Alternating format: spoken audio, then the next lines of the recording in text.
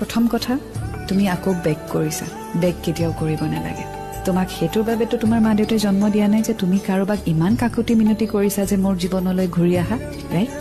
তোমাৰ ওচৰত মা দেউতা আছে ফ্যামিলি আছে ফ্ৰেণ্ডছ আছে দ্যাটছ এনাফ কাৰোবাৰ লাইফততো হেতু নাই এবাৰ হেতু ভাবি চাবাচোন মা দেউতা নাই বাইদেউ নাই ভণ্টি নাই দাদা নাই বেষ্ট ফ্ৰেণ্ড নাই সেইজন মানুহ কিমান অকলশৰীয়া বাট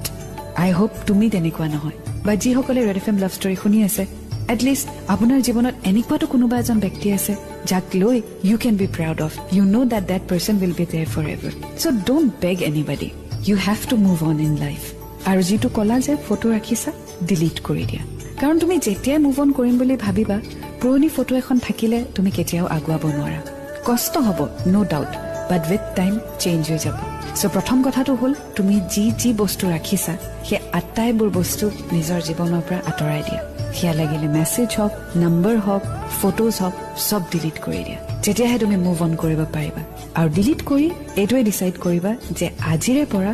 মই এটা নতুন জীৱন আৰম্ভ কৰিম I am special I am beautiful and people will love me for what I am আৰু আজিৰে পৰা মই হেপ্পী থাকিম কাৰণ মোৰ হেপ্পিনেছৰ ওপৰত বহুত মানুহৰ হেপ্পিনেছ ডিপেণ্ড হৈ আছে স্পেচিয়েলি তোমাৰ ফেমিলিৰ so' delete everything and start a new life and I am sure you will do it